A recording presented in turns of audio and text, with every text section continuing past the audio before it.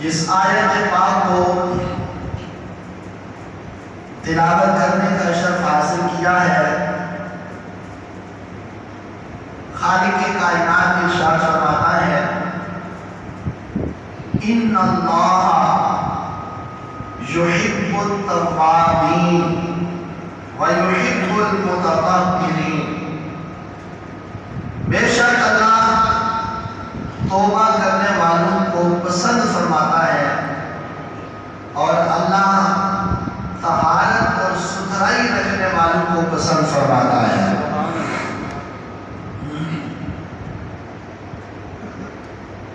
خالق کائنات کا یہ ارشاد فرمانا کہ بے شک اللہ تبارک و تعالیٰ اپنی بارگاہ میں رجوع کرنے والوں کو، اپنی بارگاہ میں توبہ کرنے والوں کو اللہ پسند فرماتا ہے۔ یحبو، احبا یحبو، پسند کرنا اور محبوب بنا لینا۔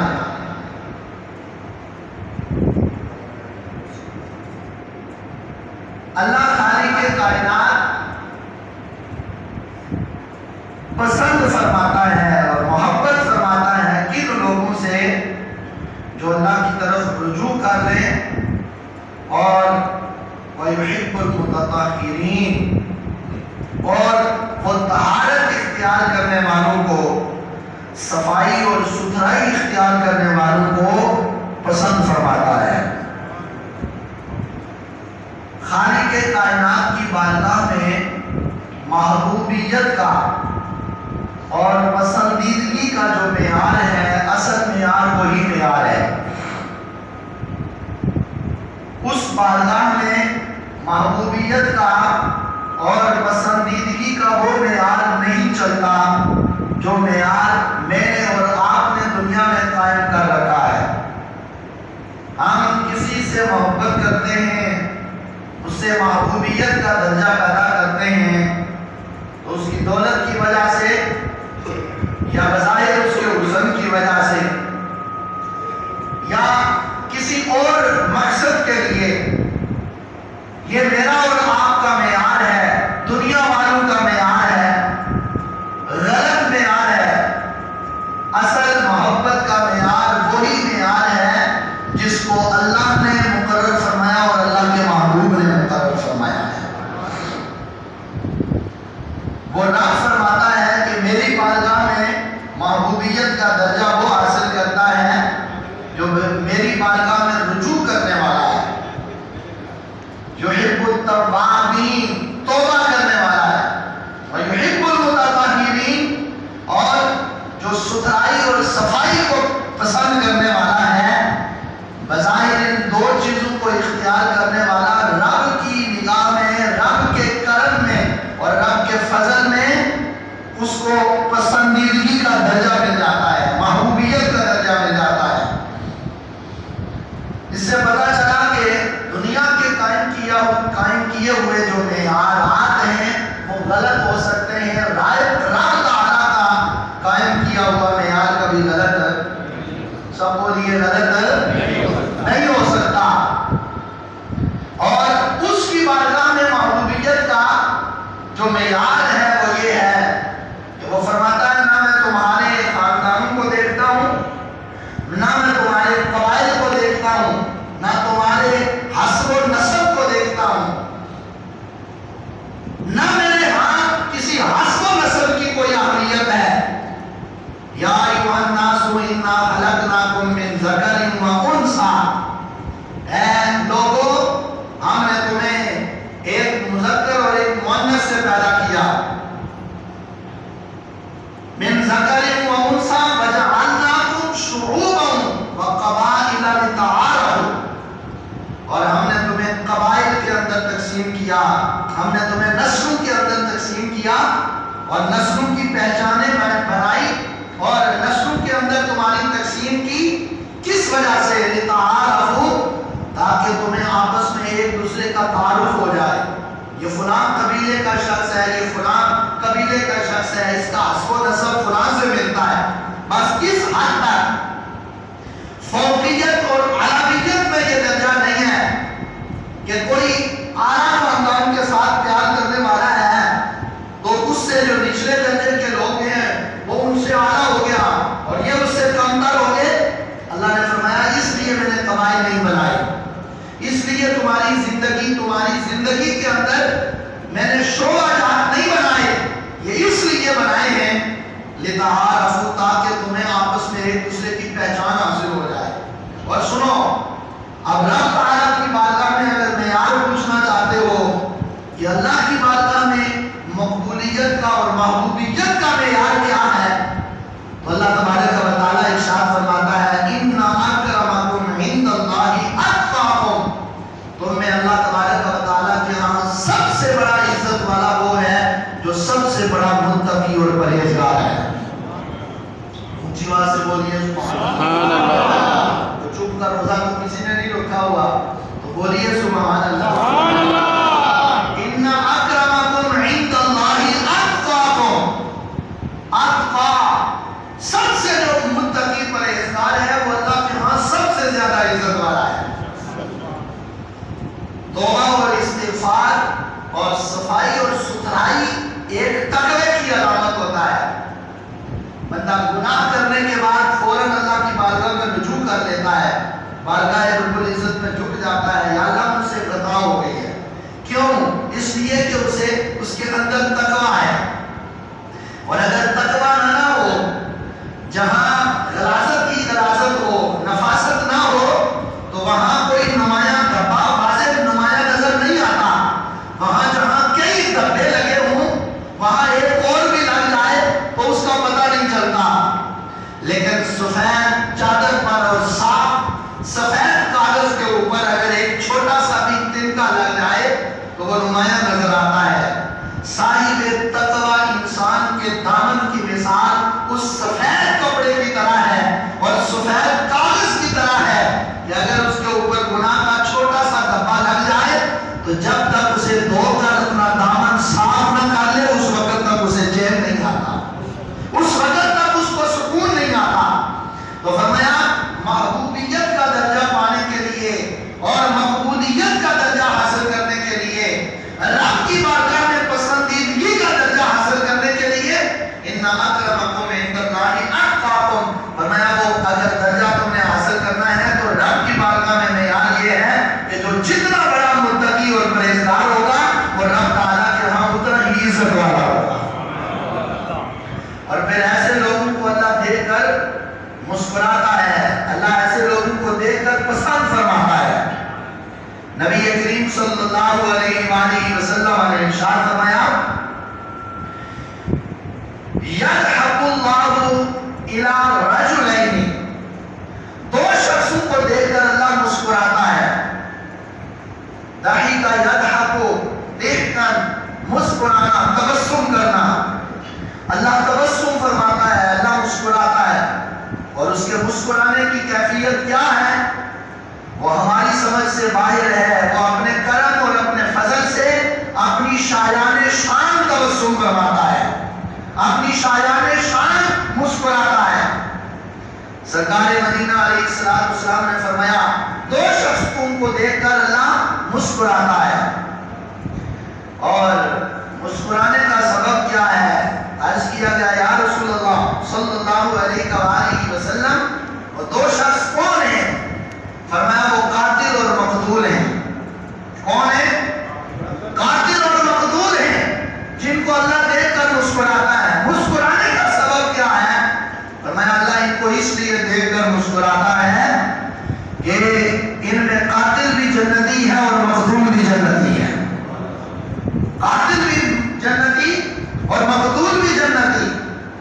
قالوا کیف یا رسول اللہ صلی اللہ علیہ وآلہ وسلم, صحابہ اکرام رضوان اللہ علیہ مجمعین نے عرض کیا اللہ کے نبی وہ کیسے, قاتل بھی جنتی اور مقتول بھی جنتی؟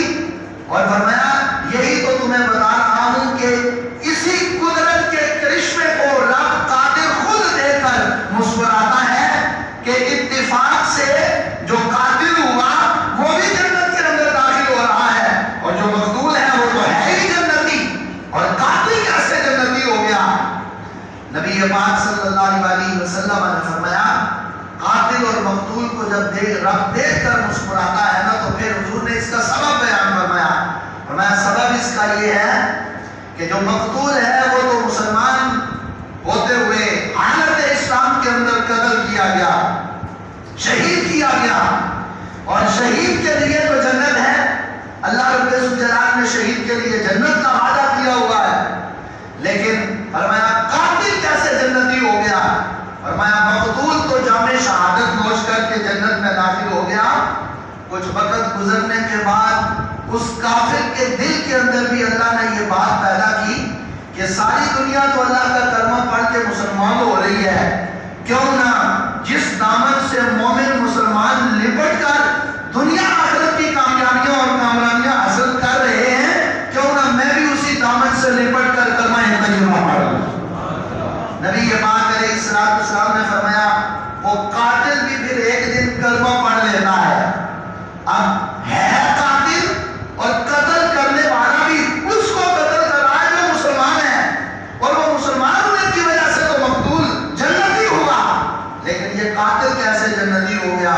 فرمایا جب بندہ کلمہ پڑھ کے اسلام کے دائرے کے اندر داخل ہوتا ہے تو الاسلام تحریم ما کان قبلہ، فرمایا اسلام کے دائرے کے اندر داخل ہونے کے بعد جب کوئی کلمہ طیبہ پڑھتا ہے تو اس کے حالت کفر کے اللہ تعالیٰ سارے کے سارے گناہوں کو مٹا دیتا ہے، حالت کفر کے سارے گناہ مٹ گئے، اب نو مسلم ہے، اب جب کلمہ پڑھا تو پھر اللہ تبارک و تعالیٰ کی شریعت کے احکام پر عمل کیا تو اب یہ قاتل بھی جنتی ہے اور مقتول بھی جنتی ہے، سبحان اللہ۔ اب اللہ تعالیٰ ان دونوں کو اتفاقی طور پر جنت میں داخل ہونے کی وجہ سے، ہے تو دونوں ضدیں ہیں کہ قاتل تو جنتی نہیں ہوا کرتا، مقتول مظلوم جو ہے وہ جنتی ہوتا ہے، قاتل کیسے جنتی ہو گیا؟ کہا جب اللہ رب الجلال کسی کو توفیق بخشے تو پھر قاتل کو بھی جنت عطا فرما دیتا ہے، اسے دولت اسلام سے نواز کر۔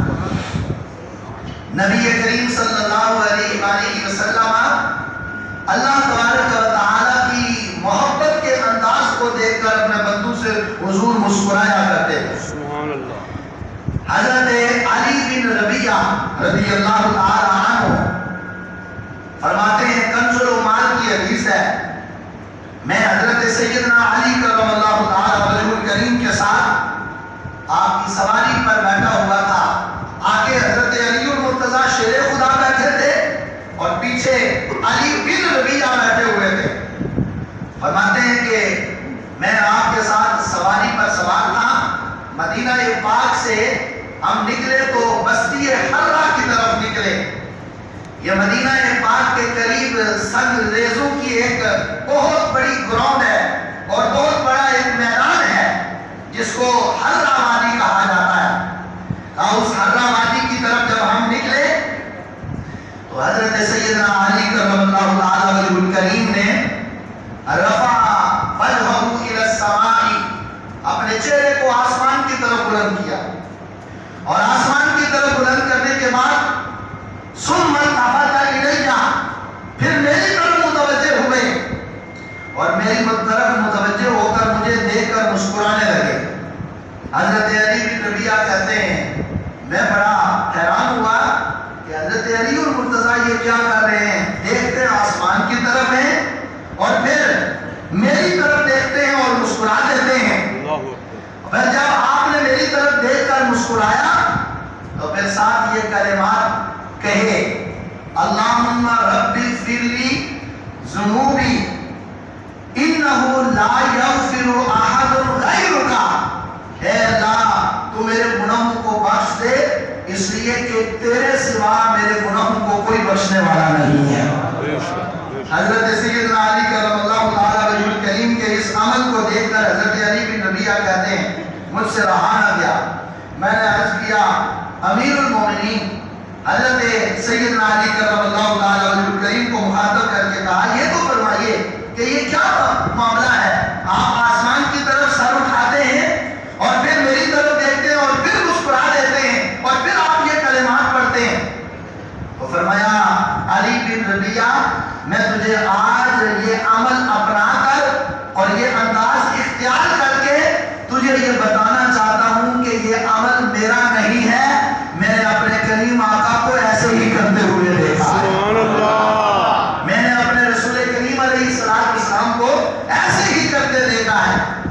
اللہ اکبر. حضرت علی بن ربیعہ رضی اللہ تعالی عنہ نے پوچھا پھر بتائیے پھر کیسے؟ کہا جیسے میں سواری پر سوار ہوا ہوں ایسے ہی میرے آقا بھی سواری پر سوار ہوئے تھے. جیسے میں نے تجھے اپنے پیچھے بٹھایا اسی طرح میرے آقا نے مجھے اپنے پیچھے بٹھایا تھا اور وادی حرا کی طرف ہم نکلے تھے. جس وادی کی طرف ہم نکلے تو راستے میں میرے کریم آقا علیہ السلام نے اپنا نگاہ نبوت کو اٹھا کر آسمان کی طرف بلند کیا اور پھر آپ نے میری طرف متوجہ ہو کر مجھے دیکھ کر حضور نے تبسم فرمایا اور ساتھ یہ کلمات پڑھ کہے اللہم اغفر لی ذنوبی فإنہ لا یغفر احد غیرک. تو یہ کلمات میرے کریم آقا نے پڑھے. تو علی بن ربیعہ نے پوچھا جناب والا تو پھر آپ آگے بتائیے کہ آپ نے حضور کو مسکراتے ہوئے دیکھا تو پھر کیا ہوا؟ حضرت علی المرتضیٰ شیر خدا رضی اللہ تعالی عنہ نے کہا کہ جب میں نے حضور کو مسکراتے ہوئے دیکھا نا تو پھر میں نے آقا کی بارگاہ میں عرض کیا تھا کہ یا رسول اللہ صلی اللہ علیہ وآلہ وسلم حضور یہ ارشاد فرمائیے کہ آپ دیکھتے تو آسمان کی طرف ہیں اور جب پھر میری طرف نظر کرتے ہیں اور مجھے دیکھ کر مسکراتے ہیں.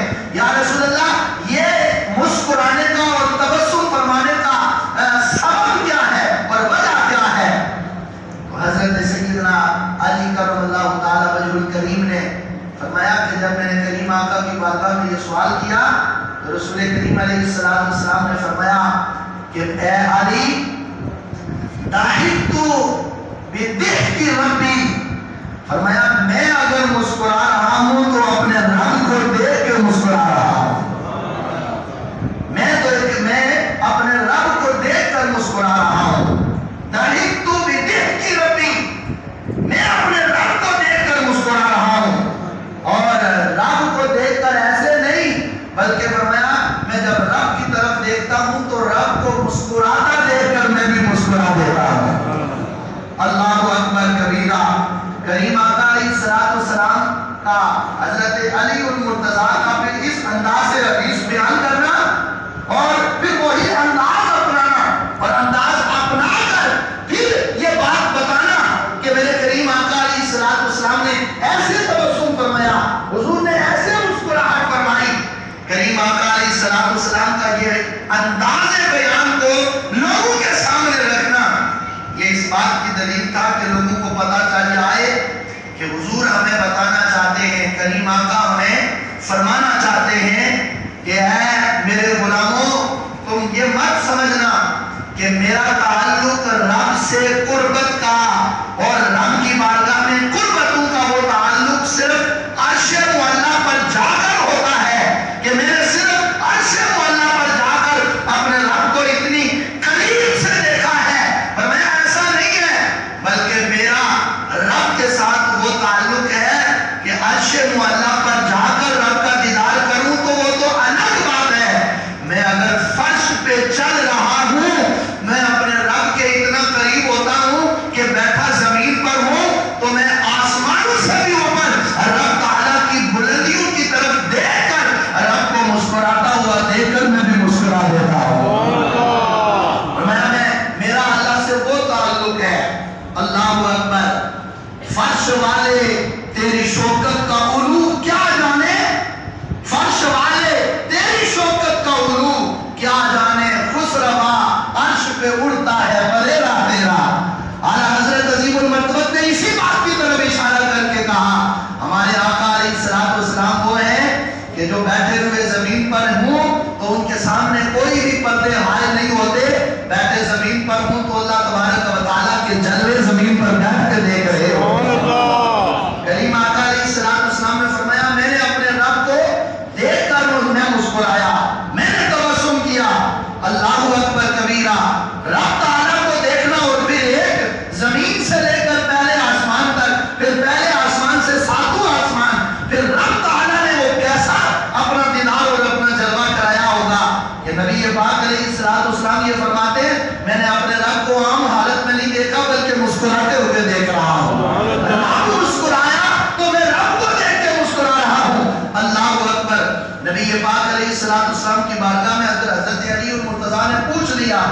لہذا یہ بھی ارشاد فرمائیے کہ رب کیوں مسکرا رہا ہے، رب کیوں تبسم فرما رہا ہے؟ تو سرکار مدینہ علیہ السلام نے فرمایا میرا رب اس لیے مسکرا رہا ہے کہ جب کوئی بندہ گناہگار بندہ گناہ کرنے کے بعد رب کی بارگاہ میں رجوع کر لیتا ہے، رب کی بارگاہ میں تائب ہو جاتا ہے، تو اللہ اسے دیکھ کر اس لیے مسکرا رہا ہوتا ہے کہ میرے بندے کو پتا ہے کہ میرے سوا اس کے گناہوں کو بخشنے والا کوئی نہیں ہے۔ حضور علیہ السلام نے فرمایا میرا رب اس لیے مسکراتا ہے کہ بندے کو پتا ہے کہ میرے سوا کوئی بخشنے والا نہیں ہے، اور میں اپنے رب کو اس لیے دیکھ کے مسکرا رہا ہوں۔ اللہ اکبر، بندے کے عمل کو دیکھ کر رب مسکراتا ہے۔ وہ کتنا خوش قسمت اور خوش بخت انسان ہے کہ جو اللہ رب الجلال اس کی حالت اور کیفیت کو دیکھ کر رب مسکرائے، اور مسکرانا اس بات کی دلیل ہے کہ رب اس سے راضی ہے۔ کوئی کسی سے ناراض ہو تو وہ اس کو دیکھ کر کبھی ہنستا نہیں ہے، کبھی مسکراتا نہیں ہے، بلکہ دیکھ کر اور جو ہے وہ ناراض ہوتا ہے۔ اگر کوئی ناراض ہو تو مسکرانا اس بات کی دلیل ہے کہ جب بندہ رب تعالیٰ کی بارگاہ میں رجوع کے لیے چل نکلتا ہے نا، توبہ کرنے کے لیے چل نکلتا ہے، تو رب تعالیٰ اسے اپنی آغوش محبت اور آغوش رحمت میں لے لیتا ہے۔ بندہ آ گیا ہے میری بارگاہ میں، اب میں نے اس کو بخش دیا ہے۔ تین شخص ایسے ہیں نبی کریم علیہ السلام نے ارشاد فرمایا جنہیں رب دیکھ کر مسکراتا ہے، جنہیں رب دیکھ کر مسکراتا ہے، رب پسند فرماتا ہے۔ فرمایا اِلَى الرَّجُلِ قَامَ فِي لَيْلٍ، فرمایا پہلا وہ شخص ہے جسے رب دیکھ کر مسکراتا ہے، تبسم فرماتا ہے، وہ خوش قسمت اور خوش بخت وہ شخص ہے کہ جو رات کے اندھیرے میں، رات کی تنہائیوں میں اٹھ کر مصلی بچھا کر رب کی بارگاہ میں کھڑا ہو جاتا ہے، قیام کرتا ہے۔ جب دنیا والے سو جائیں تو اس وقت وہ اپنے رب سے ملاقات کے لیے تیار کھڑا ہو جاتا ہے، مصلی پہ آ جاتا ہے، اور اس وقت رب اس کو دیکھ کر مسکراتا ہے۔ اللہ دیکھ فرماتا ہے، اپنی شایان شان مسکراتا ہے۔ کیوں مسکراتا ہے؟ اس لیے کہ رب تعالیٰ یہ دیکھ رہا ہوتا ہے کہ اب اس وقت رات کے اندھیرے کے اندر اور تنہائیوں کے اندر اور کوئی اسے دیکھنے والا نہیں ہے، اور کسی کے لیے یہ اٹھا نہیں ہے، اپنا بستر چھوڑ کر اٹھا، اور سردیاں ہیں تو ٹھنڈے پانی سے وضو کیا، اور وضو کر کے اب مصلی پر کھڑا ہو گیا ہے، سوائے میری رضا اور میری خوشنودی کے اس کا اور کوئی مقصد نہیں ہے۔ رب تعالیٰ اس بندے سے راضی ہو کر اسے دیکھ کر مسکراتا ہے۔ کریم آقا علیہ السلام نے فرمایا ایک تو وہ خوش قسمت ہے، خوش بخت ہے، کبھی رب کو راضی کر لیا کرو، کبھی توفیق ملے تو اس کو راضی کر لیا کرو۔ دنیا والوں کے سامنے رونے سے کچھ بھی نہیں ملتا، ایک رب کی بارگاہ ہے کہ اس کے سامنے جب کوئی ایک آنسو بہا لیتا ہے نا تو اس کی ساری التجاؤں کو قبول کر لیتا ہے۔ وہ بادشاہوں کا بادشاہ ہے، ساری کائنات اس کے دربار میں مانگنے کے لیے آتی ہے، تو کوئی دنیا والوں سے کیوں مانگے، پھر اس کی بارگاہ میں کیوں نہیں آتا کہ جو سب کو دینے والا ہے؟ کبھی اس کو راضی کر لیا کرو، کبھی اس کو خوش کر لیا کرو، اور کبھی زندگی کے اندر جب رات کو کروٹ بدلتے بدلتے اونگ جو ہے وہ آنکھ کھل جائے اور انسان اپنی نیند سے بیدار ہو جائے تو سوچ لیا کرو کہ اس وقت میرے رب کو میرے اس گھر کے اندر میرے سوا تو کوئی نہیں ہے، کیوں نہ میں اٹھ کر وضو کر کے اپنے رب کو راضی کر دوں۔ کتنا وقت لگے گا، 2 رکعت نماز نفل ادا کرے اور سر سجدے میں رکھ کے اللہ کی بارگاہ میں عرض کرے میرے اللہ میں تجھے راضی کرنے کے لیے آیا ہوں، مجھ سے راضی ہو جا۔ اللہ مسکراتا ہے۔ دوسرا نبی کریم علیہ السلام نے فرمایا وہ خوش قسمت شخص، فرمایا الوقوف بالصفوف، فرمایا جب لوگ نماز کے لیے کھڑے ہوتے ہیں اور اپنی صفوں کو سیدھا کر لیتے ہیں اور صفیں بالکل سیدھی کر کے جب وہ اللہ کی بارگاہ میں قیام کی حالت میں کھڑے ہوتے ہیں تو رب تعالیٰ اپنے بندوں کی سیدھی صفوں کو دیکھ کر مسکراتا ہے۔ کیوں مسکراتا ہے؟ اس لیے کہ وہ بندے کی اس حالت اور کیفیت کو دیکھ کر یہ دیکھ رہا ہوتا ہے کہ میں تو بندے کے سامنے موجود نہیں ہوں، میں تو اس کا معبود اس کے سامنے موجود نہیں ہوں،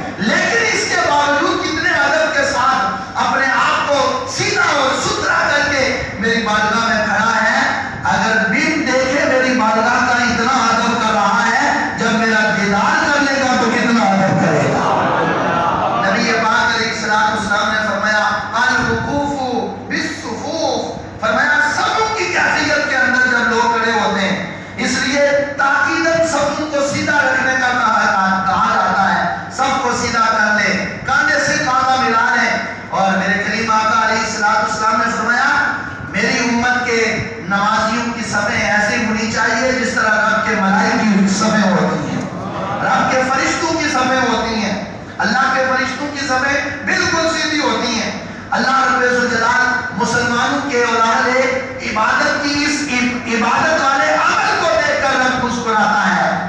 اور تیسرا سرکار مدینہ علیہ السلام نے فرمایا الوقوف فی القتال. فرمایا جب لوگ میدان جہاد کے اندر نکل کر میدان لگا کر اس وقت جو لشکر اسلام کی صفیں سیدھی کر رہا ہوتا ہے، فرمایا رب تعالیٰ اپنے اس مجاہد کو بھی دیکھ کر مسکرا رہا ہوتا ہے. کتنے خوش قسمت اور خوش بخت لوگ ہیں نماز کے لیے کھڑے ہوں تو رب ان کی ادا کو دیکھ کر مسکرائے، اور میدان عمل کے اندر نکلے، میدان جہاد کے اندر نکلے تو کتنے بڑے عظیم کارنامے کے لیے نکل رہا ہے کہ ابھی تو وہ جہاد شروع نہیں کیا، ابھی تو صفیں سیدھی کر رہا ہے. رب تعالیٰ اس کی صفوں کو دیکھ کر اتنا خوش ہو رہا ہے، اس کے باقی عمل سے رب کتنا خوش ہو رہا ہے. اب یہ بات سننے کے بعد ہر ایک بندہ مومن مسلمان کے دل کے اندر یہ تمنا پیدا ہوتی ہے کہ جب کوئی ایک دنیاوی لحاظ سے دیکھا جائے نا کہ ہر بندہ اپنے آپ کو سنوارنے کی کوشش کرتا ہے، ہر بندہ اپنے آپ کو نکھارنے کی کوشش کرتا ہے. کیوں؟ تاکہ میں لوگوں کی توجہ کا مرکز بن جاؤں، لوگ میری طرف دیکھیں. اور ایک فطرت انسان ہے، اور لقد خلقنا الانسان فی احسن تقویم کا تقاضا ہے کہ اللہ تعالیٰ نے انسان کو سب سے زیادہ حسین بنایا، خوبصورت بنایا، تو اسے خوبصورت رہنا چاہیے. ہر بندہ یہ کوشش تو ضرور کرتا ہے کہ میں ایسا نکھر کر لوگوں کے سامنے آ جاؤں کہ ہر دیکھنے والا مجھے دیکھے. کبھی وہ حالت بھی اختیار کر لیا کرو کہ دل میں یہ کیفیت پیدا کرو کہ میں ایسا بن جاؤں کہ رب تعالیٰ کی توجہ کا مرکز ہو جاؤں، میں اللہ رب الجلال کی توجہ کا مرکز ہو جاؤں، خدا مجھے دیکھ کر مسکرائے. ہاں اگر تم اللہ کو راضی کرنا چاہتے ہو تو پھر سرکار دو عالم صلی اللہ علیہ وسلم کے ارشاد پاک کے مطابق فرمایا پھر نماز کے لیے کھڑے ہو جایا کرو، صفوں کو سیدھا کر لیا کرو، اور پھر میدان جہاد کی طرف نکلا کرو. فرمایا جب تک میری امت جہاد کو زندہ رکھے گی، فرمایا میری امت پر کوئی بھی غلبہ نہیں پا سکے گا، ہمیشہ اسلام کا جھنڈا بلند رہے گا جب تک امت جہاد کو یاد رکھے گی اور جہاد کرتی رہے گی. سرکار مدینہ علیہ السلام نے فرمایا جہاد کرنے والی امت کو کبھی بھی کوئی مغلوب نہیں کر سکتا. ہمیشہ غالب اللہ رب الجلال کے وہی بندے اور وہی امتیں رہتی ہیں کہ جو اسلام کے اس عظیم رکن کو قائم رکھتی ہیں. اور انشاءاللہ جہاد صبح قیامت تک امت مسلمہ کے اندر انشاءاللہ جاری ساری رہے گا، صبح قیامت تک جاری ساری رہے گا. دنیا والوں کی، اسلام کے دشمنوں کی، دشمنان اسلام کی یہ ساری کی ساری جو سازشیں ہیں اور دین اسلام کو ختم کرنے کی سازشیں ہیں، یہ ساری کی ساری انشاءاللہ گھڑے کے اندر چلی جائیں گی، اور اسلام کا جھنڈا پھر بھی ہمیشہ زندہ رہے گا اور سر بلند رہے گا انشاءاللہ. نبی پاک علیہ السلام کے ارشاد پاک کے مطابق اپنے آپ کو حضور کے ان ارشادات عالیہ کے سانچے میں ڈال لو اور رب تعالیٰ کی بارگاہ میں محبوبیت کا مقام حاصل کر لو. اللہ ان لوگوں سے پیار کرتا ہے، محبت کرتا ہے جو گناہ کرنے کے بعد فوراً اللہ تعالیٰ کی طرف رجوع کر لیتے ہیں. وَيُحِبُّ الْمُتَطَہِّرِينَ، اور وہ طہارت اختیار کرنے والوں کو پسند کرتا ہے کہ جس طرح کوئی اپنے ظاہری جسم پر، ظاہری کپڑوں پر ایک دبا برداشت نہیں کرتا، وہ اپنے باطن پر بھی گناہ کا دبا برداشت نہ کرے. اگر کپڑوں پہ دبا لگ جائے تو فوراً دھو کر ان کو جو ہے وہ صاف کر لیتا ہے. تو اگر دل پر گناہ کا دبا پڑ جائے تو رب کی بارگاہ میں آنسو بہا کر اس دبے کو بھی دور کر لینا چاہیے تاکہ ہمارے ظاہر کے ساتھ ساتھ ہمارا باطن بھی پاک ہو جائے. خالق کائنات ہمیں علم و عمل کی توفیق عطا فرمائے.